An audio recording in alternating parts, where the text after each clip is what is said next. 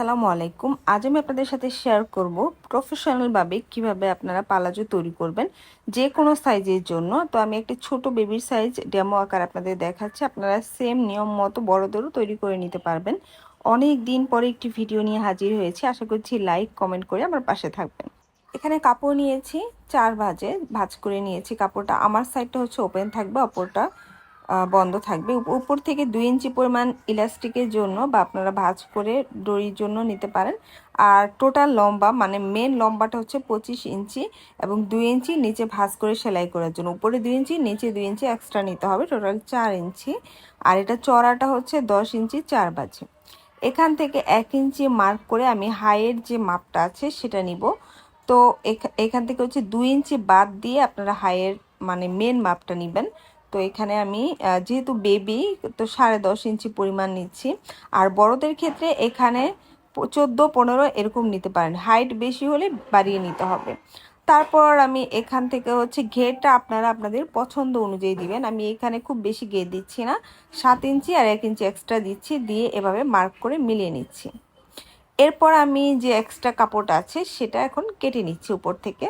অনেক দিন পরে আপনাদের জন্য ভিডিও নিয়ে হাজির হয়েছি।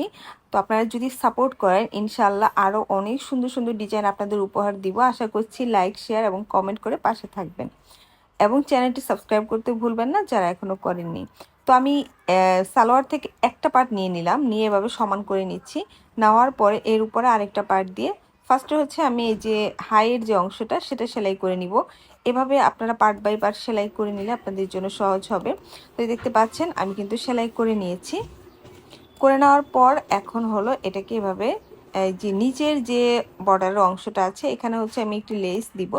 আপনারা চাইলে নাও দিতে পারেন, তো দিচ্ছি আমি সৌন্দর্যের জন্য। আমি লেসটাকে প্রথমে এভাবে বসিয়ে নিয়ে পুরোটা হচ্ছে সেলাই করে নিয়েছি। লেসটাকে কিন্তু উল্টে সেলাই করে নিয়েছি, হ্যাঁ। তারপর নিচের দিকটা এভাবে ভাঁজ করে নিয়ে আবার আরেকটা সেলাই দিয়ে দিয়েছি। দেওয়ার পর এখন হচ্ছে এভাবে করে লেসটা ভাঁজ করে নিয়ে এই যে তাহলে কাপড়টা পেছনের দিকে মানে বর্ডারের মতো চলে গেল। তারপর হলো উপরে আবার চাপ সেলাই দিতে হবে দুইটা, একটা হচ্ছে লেসের সাথে একদম লাগিয়ে আর একটা হচ্ছে উপরে কাপড় বরাবর, হ্যাঁ। এভাবে করে আপনারা লাগিয়ে নেবেন। আপনারা ভিডিওটা মনোযোগ সহকারে খেয়াল করবেন, তাহলে আপনারা একবার দেখলে কিন্তু পারবেন। যারা নতুন আছেন তারা এবং যারা পুরাতন আমরা আছি তারাই কিন্তু অনেক সময় অনেক কিছু ভুলে যাই না করলে, তখন আবার ভিডিও দেখলে মনে পড়ে। এরপর কাপড়টা আমি এভাবে উল্টে নিচ্ছি। উল্টে নেওয়ার পর সুন্দর করে সমান করে নিতে হবে। সমান করে নেওয়ার পর তারপর হাইয়ের এই অংশটা এভাবে করে সেলাই করে দিব। এটা দুইটা নিয়মে সেলাই করা যায়। একটা হচ্ছে আগে 2 সাইড সেলাই করে তারপরে মাঝখানে হাইয়ের এই অংশটাকে সেলাই করতে হয়, আর একটা হচ্ছে একদম সোজা সেলাই দিতে হয়। তো এভাবে করে সেলাই করার পর এই যে উপরের যে অংশটা সেটা হচ্ছে 1/2 ইঞ্চি পরিমাণ ভাঁজ করে সেলাই করতে হবে ইলাস্টিক বসানোর জন্য। তো এই যে আমি 1/2 ইঞ্চি পরিমাণ ভাঁজ করে সেলাই করে নিয়েছি। করে নেওয়ার পর এখন ইলাস্টিকটাকে এভাবে হচ্ছে মাঝখান থেকে সেলাই করে দিবেন। ইলাস্টিকটা আপনারা হলো কোমরের টোটাল যে মাপটা আছে ফিটিং মাপ তার অর্ধেক নেবেন। অর্ধেক থেকে চাইলে 1-2 ইঞ্চি বাড়িয়ে নিতে পারেন।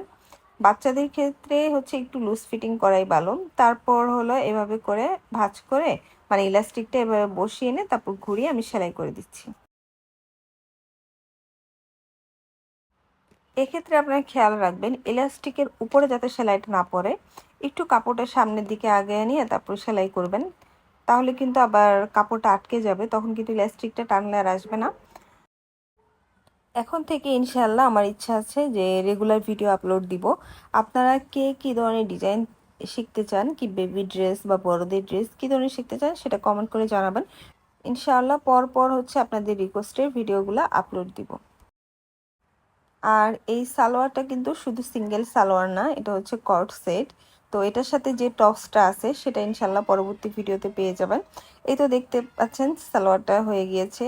আর এভাবে করে আপনারা খুবই সহজভাবে যারা নতুন পুরাতন আছেন তারা হচ্ছে সুন্দরভাবে পালাজু বা সালোয়ার নর্মাল সালোয়ার তৈরি করে নিতে পারবেন।